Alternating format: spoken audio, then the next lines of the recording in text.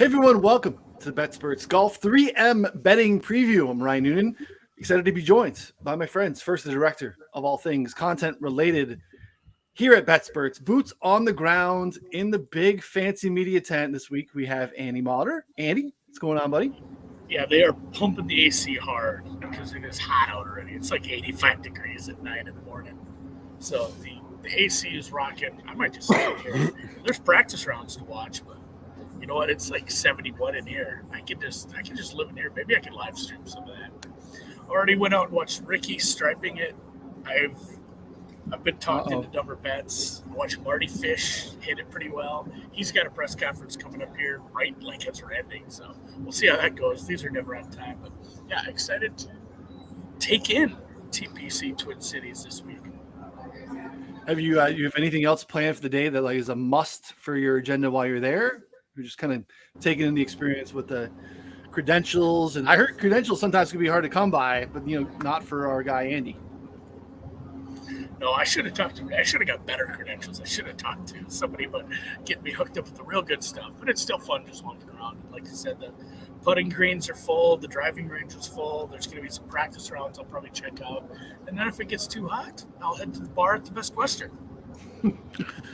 Always nice to rock a lanyard, make you feel It does. It's a weird feeling. Access lanyard with access. Nice cold air conditioning, some cold drinks. Maybe there'll be a spread out there for you media types later today, Andy. So don't go too far. Don't wander too far on the course. Well, I've already had some free cantaloupe. Yeah. I'm sure by lunch the good stuff will start showing up. That lanyard's paying for itself. So also always joining us in this space, your favorite golf tout's favorite golf tout, coming off of a big win. Again, I mentioned I missed there's so many of the people on the team here that had Cam Smith tickets. I forgot our boy Geoff Feinberg, another Cam Smith winner here at the Betsperts team last week. Good job, buddy. Oh yeah, what a fun one. What a wild performance, some incredible play, the par saver on 17, but crazy. I don't know, mate, that's all sort of been rehashed plenty, and that's kind of sad. Like, major season's over, so that's kind of it. I don't know. Just quickly on that note, we'll go right back to the well of over betting good players next year. You see who won this year. Nothing is going to change about it next year. I'm pretty certain of that, at least, for 3 or 4 of them. Great little run of major winners. But yeah, I don't know. There's a finality to it. I don't give a shit about East Lake. I do like the lead-in events to East Lake. I think those are fabulous. But yeah, I don't end the big year with a bang. Nice little major season for myself. But I don't know. I'm still all consumed with everything that's gonna happen post Monday, I guess, of the Tour Championship, Ryan. Or now the rumor is, maybe Andy will get some, hobnob with some agents on the ground down there, but there seems to be a vibe a lot of guys are going to long play it, at least short-term long play it through the FedEx Cup. All this rumors of an Aussie team, there's still a lot of talk that it seems like they're going to play the President's Cup and then make the move. So just a lot of moving parts. But yeah, 3M, I did a show Mayo, never mentioned I never had less of a vibe on a tournament in my life. So I've just bet some chalky players, and we'll get to it, I'm sure. Yeah. No, I'm with you too. I usually come to this time of the week and have a bunch of bets made. I have 2. I mean, I'm sure I'll get more down. I can't. There was nothing that just jumped out. So before we get into obviously the 3M stuff, let's there's open to rehash a little bit, but also just tell me your process, Geoff, about betting into the future market in terms of the 2023 majors. Is that sorry you typically do? Is that part of your process? I got people messaging me there's Cam Young 66, there's Cam Young this. I didn't run to bet anything, Ryan. It's all kind of compressing itself. I usually make my first move maybe after like a fantastic NFL Sunday. Okay. You know, like I'm Makes going to hit something nice, maybe week 1, and they're going to ask some rollover shit. And I'm going to like, just maybe we'll go look at there. Or if there's a game I'm going to like put a lot on, maybe I'll like start I don't know. I'm not beholden to make that decision. Let's roll this back. What did we just say? We're going to overbet good players. Every major winner was like 15 to like the top of the board with JT and Scotty, or 30 to 1 peak with Cam and Fitz. And those could have even been like 25, 28. I know I'm going to bet good players. I'm not ready to commit to which ones I'm going to do. So I couldn't even answer that. I'm not ready. There's no one I like enough to say, oh, he's going to barnstorm a major. Yeah. I might like you. I wish if they could put odds up now for like the Heritage, I could be more inclined to throw a bet than I would be for a major. Like, okay. I don't know. Let me ask you or Andy that question. Like, is there somebody right now? There's no Willie Z number. Like, I'm going to need him to like fall off a bike and maybe we'll get a bump.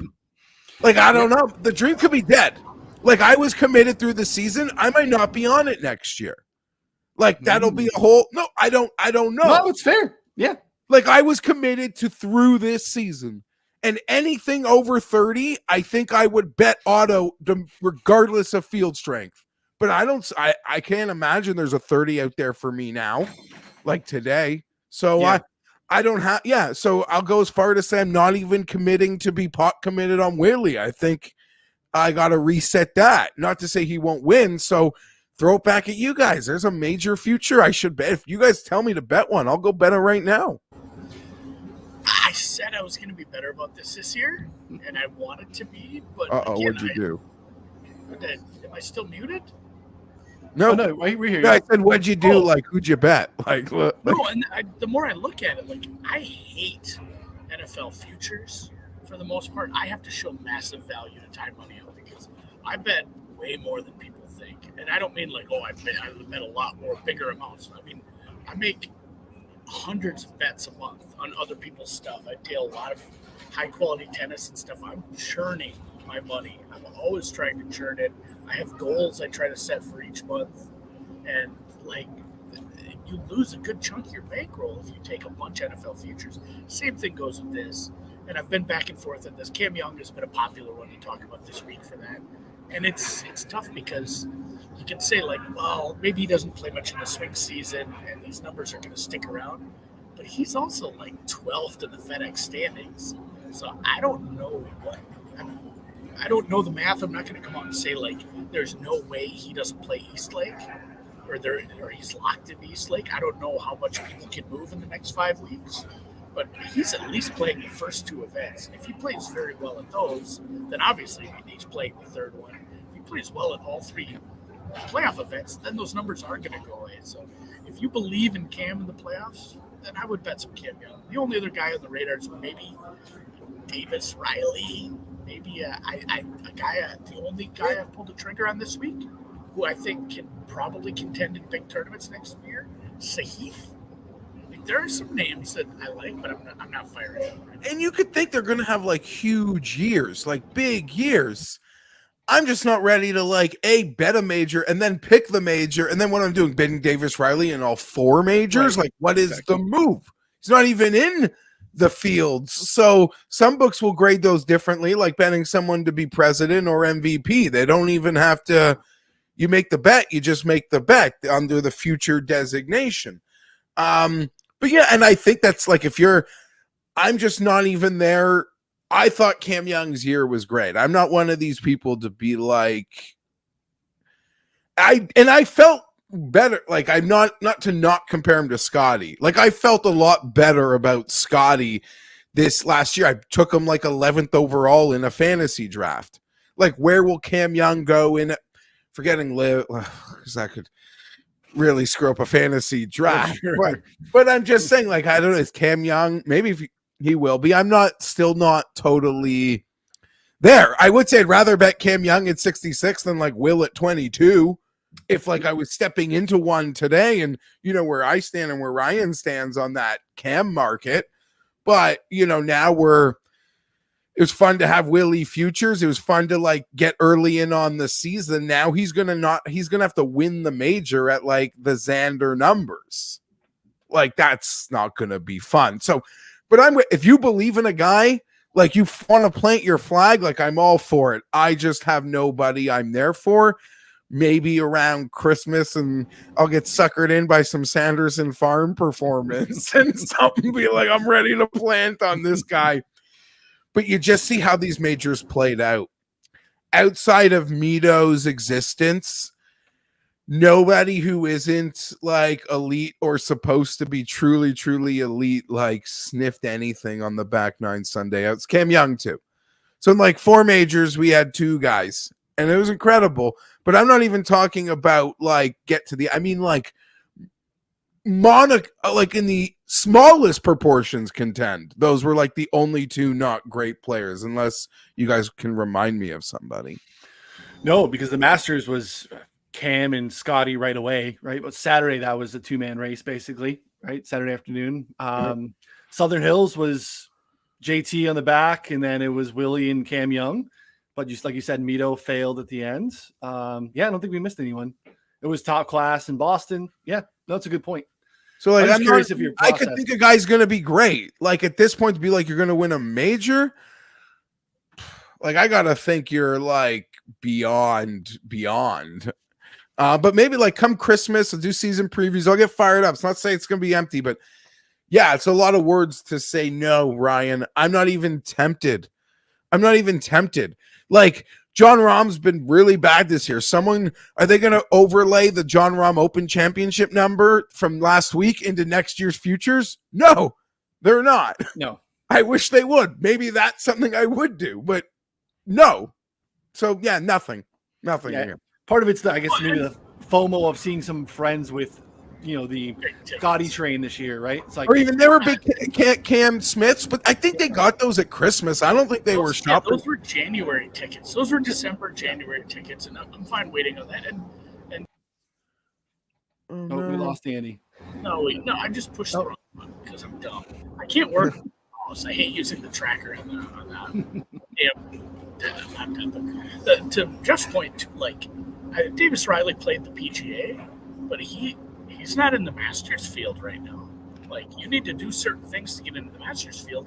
I think he's about 75th OWGR. You need to finish the year 50th or be 50th the week before or win a tournament. That would be helpful. Like if he wins a swing season event, then it's like is he even listed?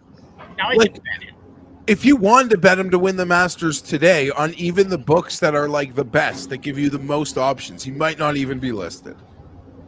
That's fair. I'm going to pull it up on like Bet Online right now. Like he might not even be listed to win the Masters. That's the thing. A lot of these books, if you really want to, you just text customer service, say add me a number. But yeah, he needs to win a swing tour event. Then it's like, all right, now I feel comfortable. At least it's nothing is worse than like those people that had like Ricky tickets. It's like he's not even in the event. I appreciate a big number, but no, there was the year Cam Champ like wasn't even in, and people were going like nuts, and he didn't even make it. Anyhow, yeah, no, I wish I could have something. Yeah, right now I guess it would be NFL Future would be more likely to take my money. I hope. Yeah, nothing. Yeah, I feel the same as Andy does too about even the NFL future market. I think part of it at least for me, I think probably for Andy too, a little bit is you get it tied into the content space. You got to talk about these futures a lot. But like, there's just not anything that I don't like to get into them unless I feel like Andy said, there's just a massive edge. And those are so rare. If someone like said, you or whatever said, here, Feinberg, we're going to organize this, we'll do a show about majors. You need to make 2 bets. And then we'll probably have to follow up and make those bets if someone wanted that content from me, because can't put a price on peace of mind. And part of what has worked, I think, for everybody here is like their skin in the game. And people who watch us and follow us like appreciate that. They know about it. Not every bet's going to be the sharpest. we can fall into our FOMO and our pride, and we'll die on our sword a lot, but we have skin in the game. And that's when you see a lot of people in this new age world, you just know either by the terminology they're using, or you just know there isn't skin in the game. And that's why they, it's their last gasp. No, it's a good point. It's a good Yeah, point. the people who just constantly send the tweets and it has the picture of like the 3 bets, but it's in the betting ticket and they haven't placed them yet. It's like, you don't bet, buddy. Like, and again, maybe it shouldn't matter, but it matters to me. It bothers me. There is no skin in the game on that. And listen, people who are watching us right now, let's be real. Shout out to them. Like, anyone watching my content this week either just showed up and found that I picked Cam Smith for them and now like me and want to see me try to do it again, or they're just our loyal fans. Because major season's over, and these events are not, very, I'm sure, on all sort of content, you could see the ups and downs of which events drive traffic, which events don't. So, yeah, we're here for our biggest fans right now, trying to nail some 3M. And I don't know.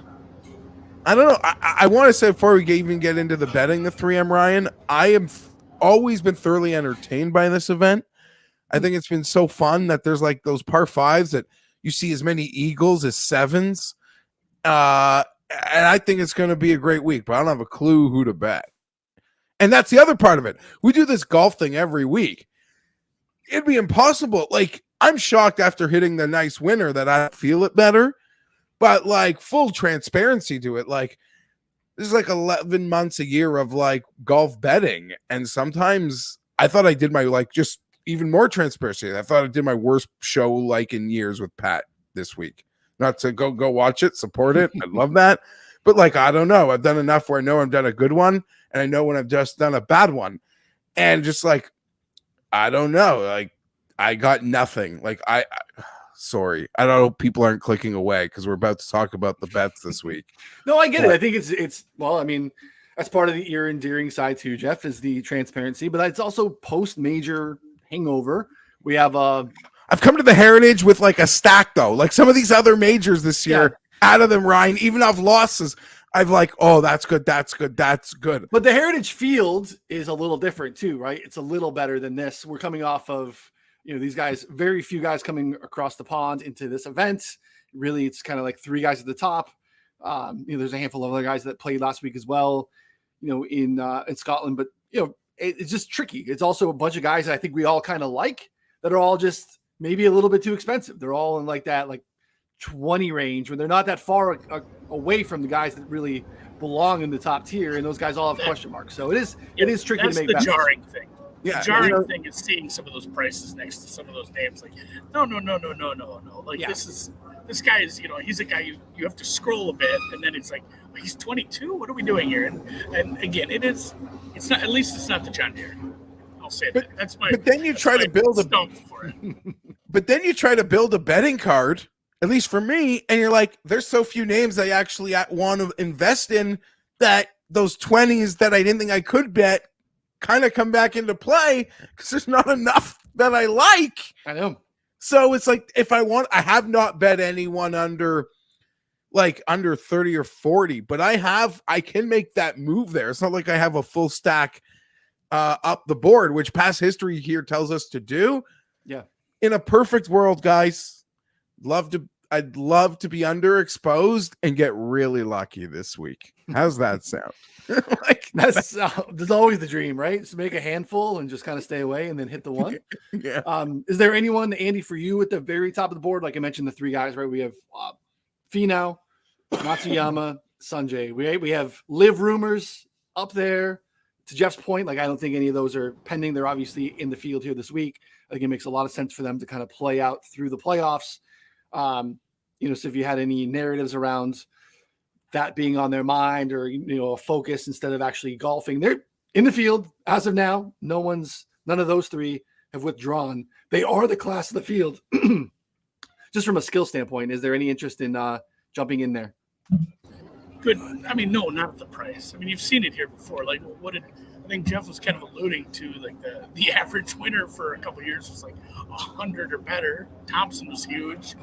Cam was huge. I don't know what Wolfie was 3 years ago. That was a wild one, but you've seen it from some of the top players here where it's like DJ came and he just didn't give a shit. We had a weird one last year where like Reed was here, but Reed needed to get on like an airplane right after this and get his ass to Houston to finish his COVID shit so he could fly to San Francisco so he could go join the Olympic team. Like you could, and I was here on Sunday, like you could tell Reed was like distracted by that. He needed to take like 4 flights to get to Tokyo to hit the Olympics. So top of the board is pretty dead for me. I mean, Sanjay, I'm really just kind of want no part of. I wouldn't be totally shocked. The other two, I mean, you look at Finau's record in non-majors in like the last 2 months. It's truly remarkable. Like 4th place is a blemish, or 5th place, right? So, like that wouldn't surprise me. Hideki like does fantastic in easy scoring conditions, whether I make that up or don't make that, or whether that's perception or reality. Feel like he takes parties and he runs with them. That wouldn't shock me one bit. Hideki would be my bet there if I was forced to make one, but to get on my card this week, well, that's at a 1 pick. You're pretty much never have never won on the PGA before. Oh, maybe Cam Davis won some subfield who I'm thinking of, but Ryan, I don't think anyone's going to live now until after the FedEx Cup. I agree with you. Like there I think was live news this morning, and it's another big announcer name, and this one actually would fully move the needle, even though it's not golf. They're talking to Charles Barkley. Saw that. That would be. Yeah. I mean, he said he'd kill his like mom for that live money, but that's like DJ money. I don't know if he'd kill his mom for that. I don't know if Turner wants that, but that's smart. He'd be done with Turner, but oh my god, that would be getting an announcer that people like that. Oh, that'd be killer. Yeah. No, and just real quick, because I don't want to do the whole 20-minute live thing we get sucked into sometimes, but like full agree on the Cam Smith stuff. Like why not have your cake and eat it too? Go play the playoff events. You are locked in to play all 3. Go play your President's Cup thing, do your country a solid, and then go get a shitload of money. Like that's fine. Yeah, that seems to be the vibe. I think Hideki, I think they respect Trevor Immelman so much, is some things I've heard, like to really kibosh all the work in that process for them. And it just seems like now they're so far down the road. Who wants to join Live right before the New Jersey event? Like, and that's what somebody in the comments had. Mayo even said that like it's a perfect dodge. You dodge New Jersey for all the obvious reasons. You get the free FedEx Cup money. You get that one glass if it is your thing, and then you move on. And as for Cam Smith, listen, he is in the prime. If it's 90, 100 million, you just go. And he's got those major exemptions now for 5 years. In 5 years, even if Liv plays hardball, or those guys get hardballed, I think exemptions will stand. They'll just make it impossible if you don't have them to find your way in. Exemptions stand. In 5 years, they might be partners. Liv might be dead. By the time Cam Smith's major exemptions run out, he can just reevaluate the landscape then. So I don't know, man. There's no way he doesn't go. Again, we don't need to turn into a Liv thing. I will just say, as long as Liv press conferences are more exciting for me than Liv golf, that will be a great flip. When Liv golf is better than the actual event, I'm more excited for than the pressers. That's why the Barkley thing is impactful, I think, right? Because I don't know about you guys. I want to tune in to hear Chuck navigate that. Yeah, you don't need to hear Faraday. We've watched anyone who's been a part of Golf on TV for the last 15 years. You could argue I'd look forward to a product that involved none of them. Although we see some good people like Colt getting in, there is some nice changes. I'm not looking to get rid of Nance either. I love Jim Nance, smooth baritones, just reminds me of the Chargers about to blow it in the 4th. Jim Nance Sunday, it's dinner time. Let's go. But yeah, no, the timing, there's no way, the good tweet, the tweet I saw in a reply from somebody just said he he made a quick reference to like TV. He said Cam headlines season 2. Like that was succinct and that's right. Like that's awesome. Exactly. It just worked. You finish this season, you ride it out. Hideki's got 2 wins. He's got the Zozo win. He's got the Sony win. He's probably like right in the cusp of T10 FedEx Cup. There's too much of a. At least one last time they can have their cake and eat it too. As every like old uppity person says, no, they're not allowed to have their cake and eat it too. Well, for the purposes of Cam Smith, for a couple more months, have your cake and eat it too. Like let's absolutely. So yeah, we might have to do like some live shows the Black Monday after East Light because there'll be takes a flying, friends. We can move on to 3M now, but Black Monday, like that's supposed to be the end of golf, Ryan, Andy. Like FedEx Cup ends, and we're supposed to, we'll get excited. We'll make President's Cups bets. We'll do that in a week, but we're literally allowed to like zone out for a minute or two. They're not, this live thing is not going to let us the Monday after East Lake. Like it's going to be 11 degrees. Like, I mean, on a scale of 10, it's going to be 11. Yeah. It's going to be interesting to see. I mean, Is that Celsius? Yeah, it's Canadian. It's not that high. Yeah.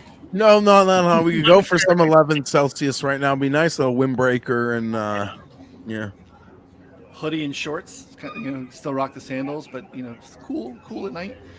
I'm so just absolutely enamored with what's going to happen in the landscape of golf over the next 3 and 12 months. It's just going to be absolutely crazy to see. So I'm hoping that we don't get tournaments that continue to look like the 3M. No offense, Andy, but if we can continue to have these events that aren't, competing JV events, and we can start to have these things where they don't just come together for the majors. Are pretty similar, although Wyndham's a step up. And you'll see, Kisner will be down there defending his title. You'll see some decent names there, but I went and, we were doing a lot of things for One and Done, doing some research on like what did a lot of these players do last summer after they left the Open.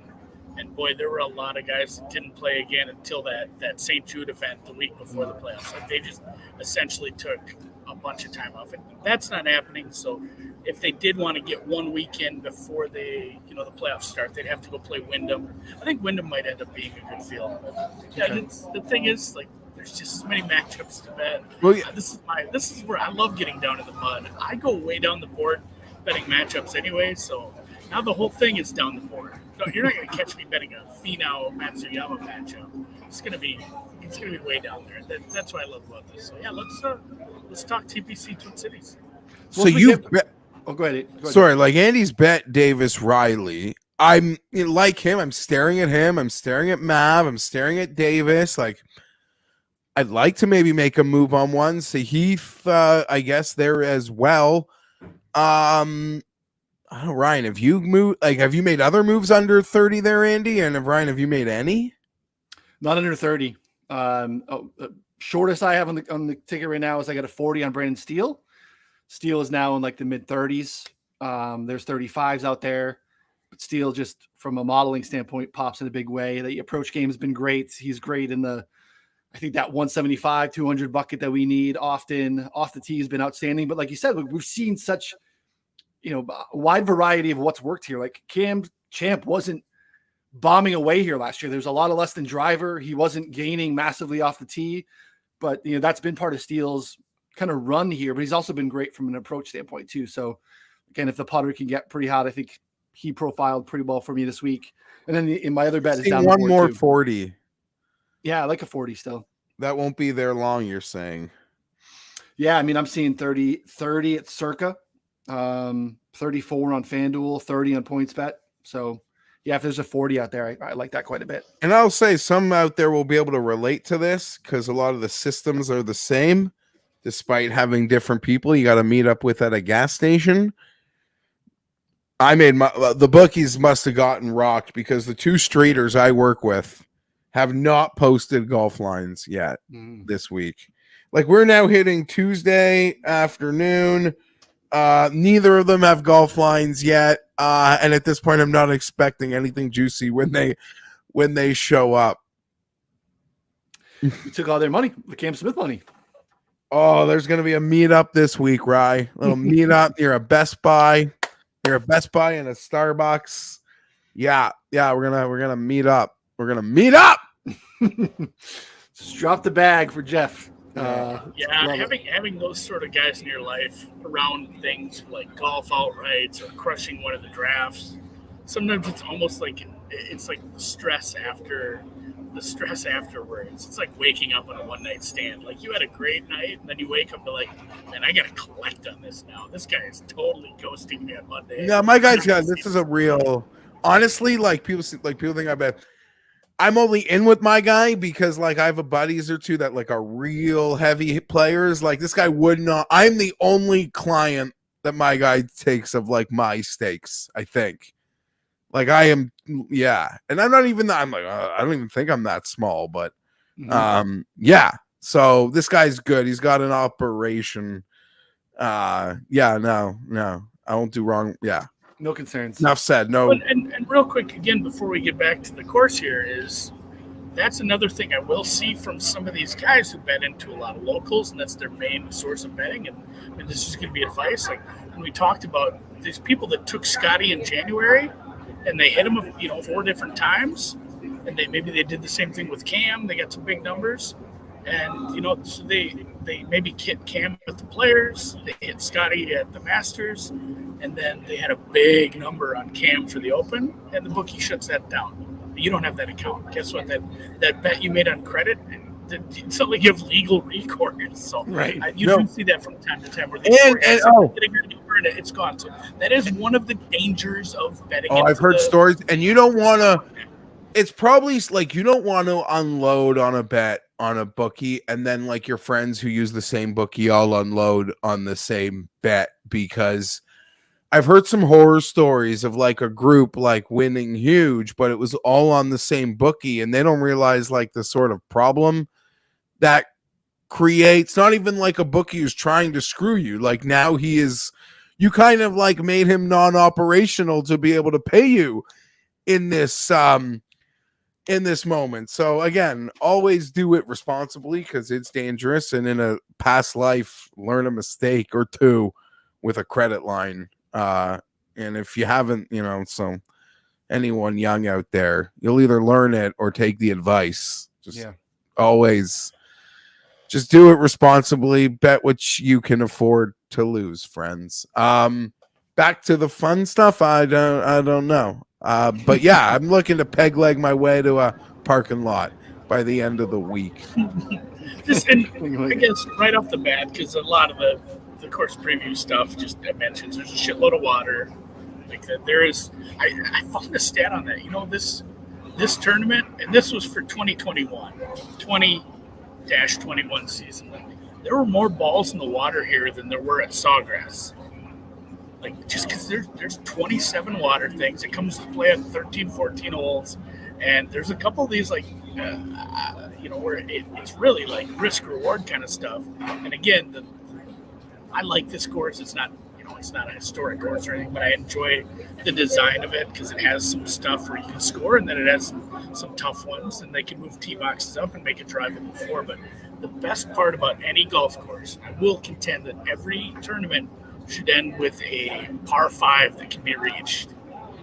But with like a danger, like there has to be a nasty circle of nasty bunkers, or in this case, water, because you can reach this in 2 if you have the length, but you're dancing with danger with that water there. So like if you're a couple strokes behind coming into the end of this, I'd love to see a guy just full go tin cup and say, well, like what's the difference between second and third?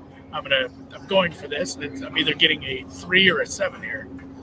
And that was sort of one of my takes, and all, even not really having names to offer, is that I without even being close to a winner here ever, I've always been entertained. And I guess it is 18 because I've kept mentioning they got these par 5s that bring 3s and 7s, and I've had a blast watching this event. So again, I'm hoping to be underexposed, and I'm hoping to be lucky, but I'm pretty sure I'll be entertained every time I watch this event. For all the course or field jokes, it's always, and I know this one's weaker than the others, but it has always provided some very entertaining golf. So I'm all here. I'm here for it, Andy. I see it. And that's what made the stretch run fun here last year. Is 16 on Sunday, they make it drivable, so there's eagle putts galore. We sat there for a long time watching people drive the green. 17 is that par 3 with a backboard that's like 6 stories high. Like you literally, if you miss the green, I don't know what's happened to you. Like you can just hit that wall and it'll come back. It's a huge green, and that's a scoreable 3. And then there's a scoreable risk reward 5. So like the stretch run down at the end of this, it does make for some fun ones, which makes me wish the field were better because it did tend up fun. Like Johnny Vegas had 2 eagle putts on 16 and 18, and he was only down by a stroke or 2 going into the end of it, and it broke my heart because he was my main ticket. But I don't know if I've ever had like true success here. I think that was more of a luck thing, but he's still probably my model guy. It's like, I don't give a shit if you can putt. Like if you're going to be decent on approach and you're accurate off the tee, you do have to score on these 5s. Like I should go back and look at that, see how like Davis and Thompson did like on the 5s over the course of 4 days. You probably guess like 70% of their scoring was on those 5s. They're all, I mean, it's heavy birdie rates on those for sure. Yeah. And that's kind of why the Brandon Steele thing makes so much sense to me, because he does have a little bit of that. I would love to bet at Vegas at this event. When you look over the last 24 rounds, Brandon Steele's first in good drive percentage. He's hitting it a mile. Second in approach. We know he can't make a ton of putts, but he's giving himself opportunities. So he makes a lot of sense for me. I like this tier too, because I like this. See Heath, Cam. I think Cam Davis, Riley are the guys I like the most, but like the prices are so prohibitive. And Riley hasn't played. We haven't seen him much. Travelers. Yeah. So I'm not saying that's forever, but like first off a layoff, that's Yeah. Cam Davis, like if you made me make this decision right now, I'd probably take Cam Davis. So Heath I'd like. Hope I'm not regretting. Like I don't want to overrate last week or jet lag. Like someone's like, will the jet lag matter? My only response to that is anyone I think I'd want to bet is so young that my answer would be like, no, like not even at all. Yeah. Their ability to maybe withstand the heat and like keep focus and not just sort of get that fatigue and get lazy on a swing with all these hazards. That is almost the golfer's biggest demon this week. Because you give up on one swing with like the 30 water ponds there. You're gonna make that number and get evaporated quickly. So I'm looking Davis right now. Riley, I'd love to get. That number is so short. It's almost like they're begging us not to bet it too, which I know is something we love to say as like golf guys who do the show weekly. They're like begging us not to bet it. Like you get the Sahith number, I get the Cam Davis number. Not that I don't get the Riley number, but they're working hard to keep us off it. Yeah. Yeah, it's definitely prohibitive because it's too short. But I mean, like you said, who cares if when it comes in on Sunday, you don't give 2 shits if you had, if it was 30 or 20, you definitely feel good about cashing the winner. So yeah, of course. There was 27s on Riley and Sahith just now. One of them that I bet, it certainly was not. Where's the 27? So Chris had 27s on both of them. Like, you know how they are, 27.92 or 27.48. So I ended up into both of those, and they one of them is gone at this point. It's still 25, which is better. There's a lot of 20s, which is kind of wild. But I guess it is what it is with this field. So it's probably going to be those, and if I can find a Cam Davis close to 30, 28, 30, probably going to have those 3 guys, and then nothing but bombshells from there. Like 3 or 4 guys over on there. Yeah, before we get to the bombs, there's that kind of, I guess, 40 to 100 range we could call it, which is pretty long. But again, like these are the guys that make up the majority of this field. I got down on Svensson at 55. It's my only other bet. That's long gone. It looks like mostly 40s, 42s, 45s out there. Svensson, again, just not the longest hitter, but again, we've seen a variation of guys play really well here, and Svensson's ball striking has been terrific. If that ends up being a thing where it matters here, I like him quite a bit. Again, it's short, but it's been playing really good golf. It's been really improved on the greens of late, as talked about. really just spending a lot of time there trying to tighten up a short game, and it's kind of paid dividends, and it's coming off of a nice showing last week too. So Svensson and Steele are my only plays. I don't really know where else to go. I feel like the long shots are super interesting because we've seen them cash here, but then you're chasing some pretty bad golf to be pretty thin. So what else have you got down on, Geoff?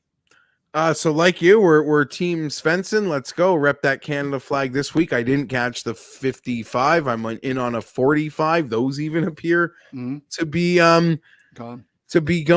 I didn't bet him at that Barbasol, and I was regretting it for a bit because I have he's sort of been a guy I tuck up in that bomb and roster, and I don't know.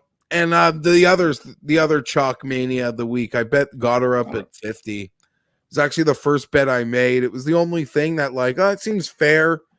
I'll click that. I don't really have a hard sell for it other than it checks a lot of 3M boxes. I don't care what he did at the Barbasol. If you sort of watched his Instagram feed the week after his second place, not surprised at that either. He won probably close to 800, 900,000, and then seemed like he had a banger 4th of July with his buddies, as anybody would, right? And so Barbasol, I don't even care about that. I didn't get into that chalk. But I'm here for this. I'm here to be on the Got Her Up Army this week. Dylon for Telly, 75-1. On at 365. It just seemed you look at the names, you look at the field, it just seemed totally fair.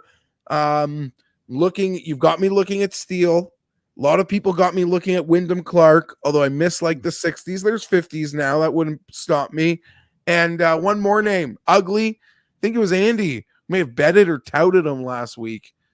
But Emiliano Grillo, 65-1 over at DraftKings, might be a bet I'm going to make this week, guys. Grillo's on the list. He's so good off the tee, and obviously it didn't work on Scottish turf and links so well, but get him on the beautiful bent grasses of the Midwest, and I think he's going to be just fine. I do want to look at these fairways when I get out there today. They said they may have skinnied him up a little. I'm going to see if I can grab someone who knows something about that. But that is the other thing I'm wondering too, is you have such limited course history here with only 3 events, and it seems like they've tried to make it harder each year, or at least the score went from 25 to 21 to 15 for the winners, something along those lines. So it'll be interesting to see. You can look at that first year. You could I apologize to interrupt, but I look at that first year and you look at the 3 players who were competing for it. The field was good.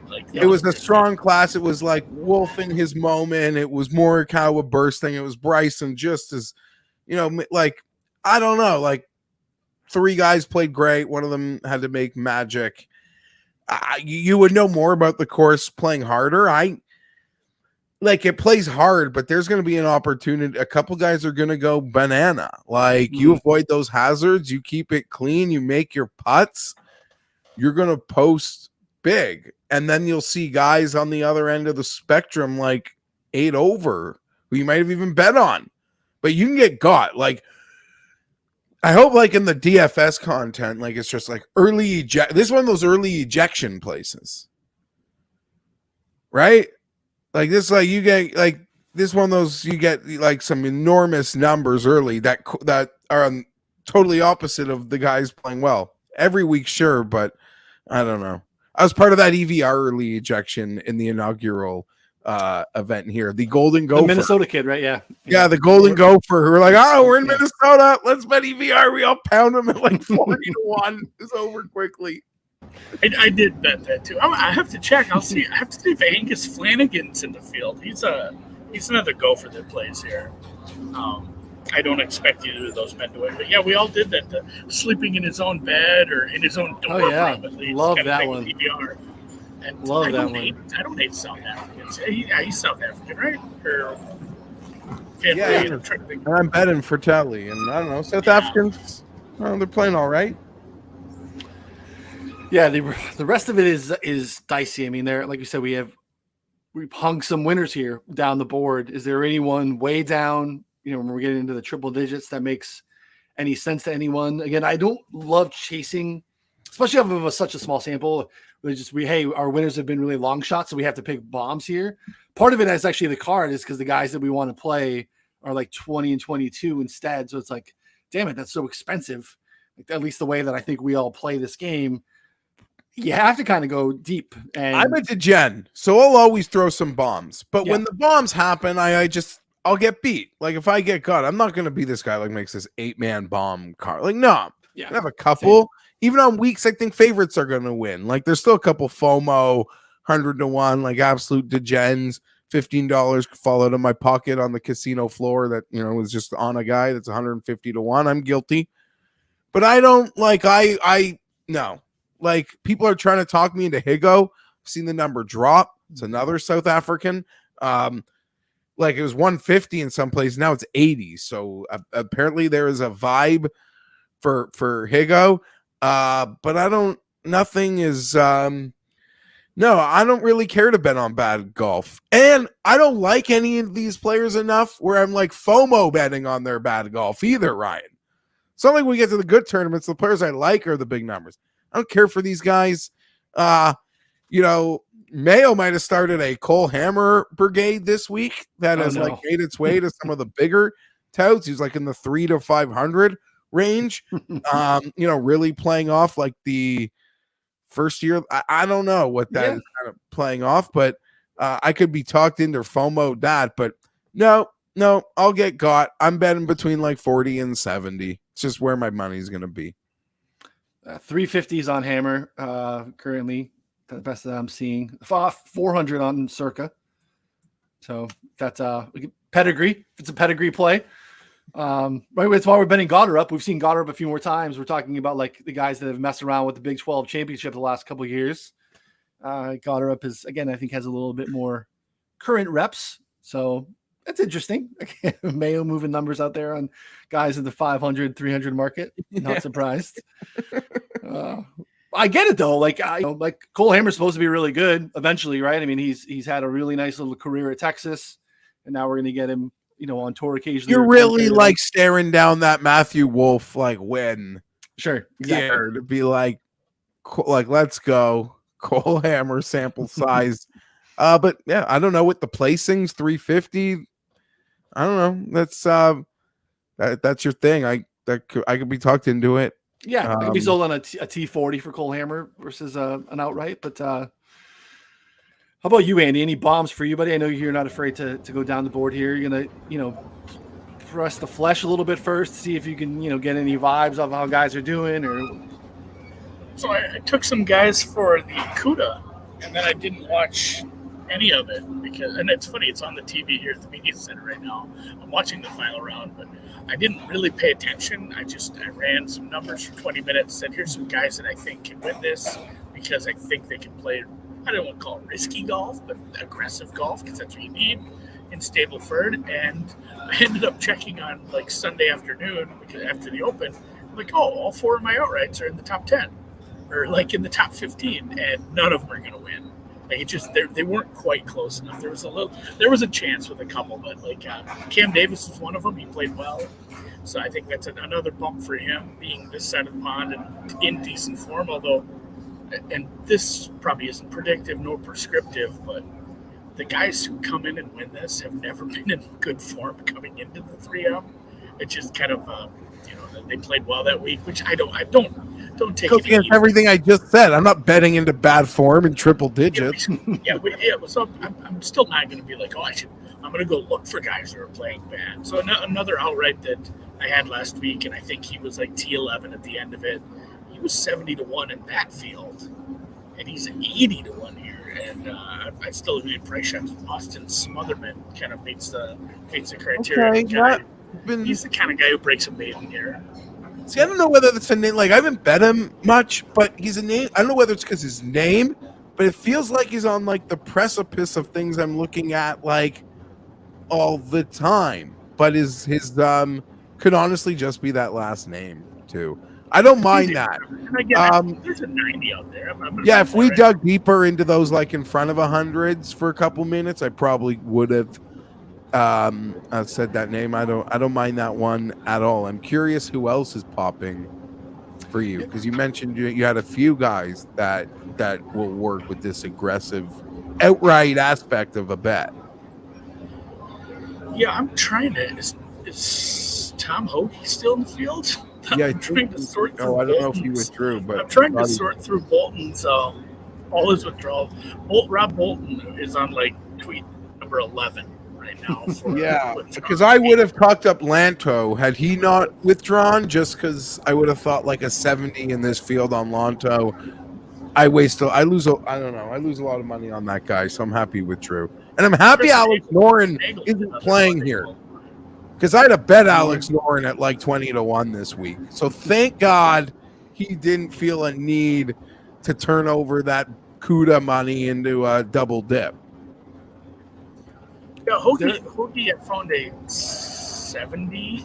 That's a man. Like, again, he's a guy I like here. And he's kind of, again, he went to TCU, but he is kind of from the area. He's from Fargo. He used to play up there. I know some people that know. I know somebody who married into the family that was his pro up there when he was younger and has played with them. So he's semi-localish, and if nothing like, else, what like Hoagie's about, like just he'll keep it out of hazards. Yeah. Like, what do we like about? I'm not even insulting it. I'm just like, every time people bet Hoagie, they're like irons, small greens, like what is like he'll just avoid all the water so he has a chance. Is that what like we're going? He's 104th in bogey avoidance in the last 6 events. So not necessarily currently. The water seems like he'll just go right to it. It's long irons, I think. You look at like his approach has been good. Yeah, long irons play well. He's decent. He's decent enough. He's gaining a lot on approach, and it's one of those things where he either hits or he plays absolutely horrible. And to be fair, like outside of Travelers, I don't know if a lot of the last few events are very good analogs for TPC Twin Cities. Like if you're looking at the Open, the Scottish Open, yeah, of course. The US Open maybe, but like Memorial, Chuck Schwab. And looking back at last summer, he missed the cut here, he missed the cut in Detroit, he missed the cut at Wyndham, and then he goes into the Northern Trust in top fives. Like he's an up and down guy, and at a big number, that's what I want here. An up and down guy with a really good approach game that can. You can't score if you're not on the greens. That's why you see there's no correlation for around the green stats here, because if you're chipping, well, first of all, you're chipping, you miss the green. You should be hitting 15, 16 greens around here if you want to win. And second of all, you can't get up and down from the bottom of a pond. It's one of those things that just never worked in the history of golf. So, I mean, if you're missing these greens, there's a decent chance you have some wet balls, and it's not going to matter what you can do around the green. So I left that out. Hoagie did pop a little higher, so I'll take him in a fat number. He's like 70, 80-1. A lot of the guys. Nick Hardy. Yeah, Nick Hardy makes sense. You look like he kind of got off the rails, but then played pretty decent last week. Again, Illinois kid, so you get some of that bent grass stuff, which works out pretty well for him. I don't know. A lot of the guys that I've been looking at this week, that like some of the longer guys that I've been considering, when I look at some of the stuff that happened at Wells Fargo, which I think is absolutely not a comparison at all. These guys kind of popped well at Wells Fargo. Steven Yeager as an interesting down the board play. Stu Sink, Adam Schenk, CT Pan. Some of these guys are, I think, interesting. They all like T20 or better at Wells Fargo, which I don't think TPC Potomac is going to be something that we would typically profile. But again, there's a large bucket of long irons there, and maybe that's part of it. And you have to. This is a longer course. Like it's TPC Potomac. 7,400 at 71. I wouldn't have thought of that because it's not a course we use a lot, but Potomac's probably a good analog because it is a longer. It plays tougher, obviously, than this course. You're not going to score like you are, but the length aspect and the TPC style layout, it's not a bad call. Normally we can't make the Quail Hollow to 3M kind of comparison, but I'm fine with Potomac. Yeah, some of these guys that I'm like, why are these guys all that I click into? They all play fairly well at the TPC Potomac. So that's probably why. Like you said, some of those guys will be down the board, guys that are interested in me. Stu Cink. I wish Stu Cink didn't play last week because, to Jeff's point, like the younger guys that are making the journey back over from Scotland, different than maybe 49-year-old Stu Cink. Maybe there's nothing to that, but Stu Cink gives himself some looks. There's lots of birdie opportunities, lots of bogey opportunities as well. But is this ageist to say I'm worried about some of the older golfers who did some traveling that are going to have to golf in 95-degree weather for like 4 days? It's hot. Like, it's funny. Ron made a comparison in his thread. Ron made a comparison to Florida courses because of all the water. It's going to be hot as shit, swamp ass out here. Like, it is a Florida course this week. Oh, listen, even following that great Monday Q, Ryan French, and they had a tough Monday Q yesterday. He's like, I was chafing by the 14th hole. And he's like, Baldwin made like a triple a few holes before. So imagine you're like, once you make a triple in a Monday Q, you like bye, right? So you got like this 100-degree chafe going on, and you're like just already done. Sounds like a horror movie. Another guy who's made a move this week number-wise, because I feel like I saw some hundreds when the week started, and now I'm seeing 80s. And I do feel like I have seen his name show up on a few people's tout sheets, but can't name drop them because I don't remember. Tyler Duncan. Yeah, T-Dunks makes sense. T-Dunks is, right, we know we're going to find some fairways. There's not a lot of distance here, but again, if we've seen the Michael Thompsons of the world. So yeah, I get it. Again, another guy that profiles really good with the long irons, I think, approach, just overall ball striking. So that makes sense. One of my streeters just posted. So, there you go. Yeah, I see some 100 on DraftKings on T-Dunks. No problem with that. Yeah, and that T-Dunks, let me see, did he play Wells Fargo? Let's just get a little confirmation bias. He did not make the cut, so never mind. Correlation aside.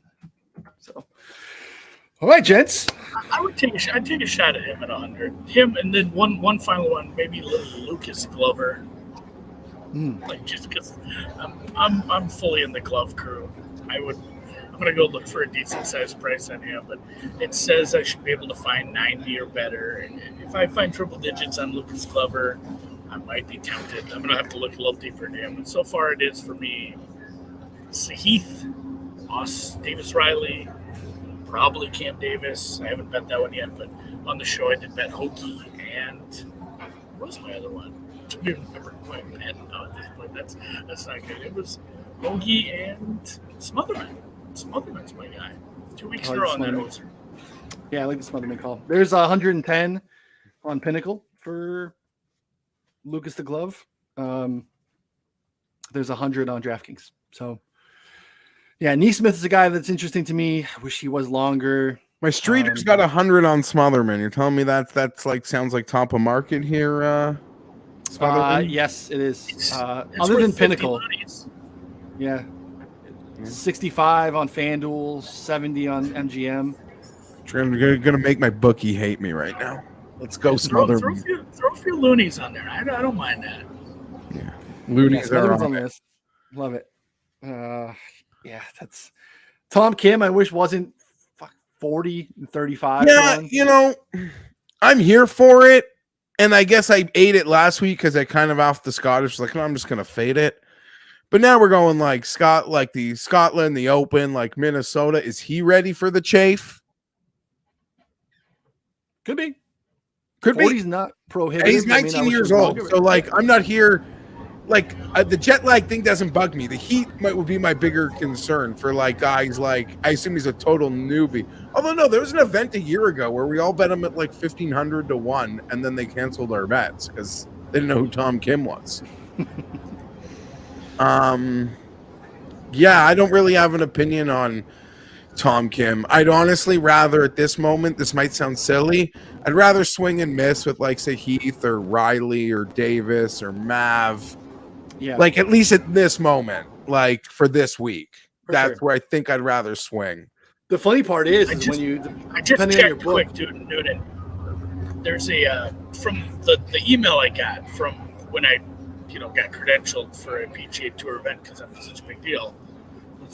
There'll be a Tom Kim presser right here tomorrow at TBD. So I'll get the inside scoop on Tom Kim. Maybe we have a late group play on Tom Kim, who I know again very little about. Here's what's interesting. On a lot of the books, he's in this market that we're talking about. He's in the Riley Sahith, McNeely, Cam Davis. Yeah, that's why I said I'd rather just, I don't know, these guys just like more adaptive, going through the like PGA stages. Yeah. If I get wrong, I'll love the Disney movie that him winning this week would be. But if I'm swinging in that betting range, I feel like those guys might be more comfortable for this moment. For sure. What's interesting to me is MGM has a 40 and Circa has a 40. So comparative with every other book, that one kind of jumps out where it's like, feel like. Do we like Tom Kim at 40? I kind of like Tom Kim at 40. I'm not going to lie. I feel like you got to make a decision because I don't think that'll hang around. Like, yeah, it's like 28 on Rivers. It's 28 on PointsBet, 28 on DraftKings, 40 on MGM. Interesting. I'm loading up my MGM right now. While we contemplate that and wrap up, I want to remind you that you can get access to everything at Betsperts Golf for $1 per month through December. It is, again, we just went live with our database search tool that you can get over in the tools section. This gets you access to our subscriber-only Discord, where we have all of our official plays, like-minded chat with folks like ourselves that just want to degen out at the 3M, Detroit, and Wyndham to wrap up the season. You can get absolutely everything that we have over there over on Betsperts Golf for, again, $1 a month, not just through the golf season, but through the end of 2022. So you'll get the swing season. All that stuff will continue on with free shows like this, the DFS shows. You'll get all the modeling from our boy PGA Splits 101, all the things that he doesn't post free on Twitter. All the really good stuff is all behind the paywall there too. So check that out while it lasts. So what are you looking at, Geoff? The Tom Kim 40, like, it's just a decision because I kind of made a decision that like it's gonna be a weird spot for him, but a number like changes that. God, I hate this mental, like just golf betting. Oh my God, just wow. You got all that Cam Smith money, man. Let's go. Yeah, but I don't want to overbet this thing either. I'm like, with you. I'm totally I know. I could listen. It's 40 to 1. It's not pretty tempted. Now that I'm looking at it, damn it. Like 40 is a big enough number where like I don't have to bet enough and I can like live with a mistake. It's not like he's 14 or 20 or something. And again, sometimes just for me, it's when you look at where he is comparatively in the marketplace, it's like, damn it. Like, okay, I'm gonna bet it right now. And they also do full cash outs. Like it's only one-way traffic. I can like, not to say we all know, I don't have the mental discipline to like bet it and cash it out and that mental midgetry. But yeah, I'm gonna bet it. I'm gonna bet it right now. 40 to 1. We can leave on that. We'll take that out. Group bet. So I'm getting in on Tom Kim as well. We'll call it a day on that. And yeah, check us out on Twitter. Check out the site betspertsgolf.com, and check out the DFS show with Byron and Ron later on today at 3 Eastern right here on the same YouTube, or if you're listening to us on the podcast, same podcast feed. So if you subscribe to this, you subscribe to that, and you don't have a damn choice. Check that out. Those guys, I have a special request for them today. It's something I was thinking about DFS. I'm going to hit them up and hopefully they talk about it a little. But with that, yeah, Geoff, Andy, Ryan, see you next week for Detroit. O-Town, maybe.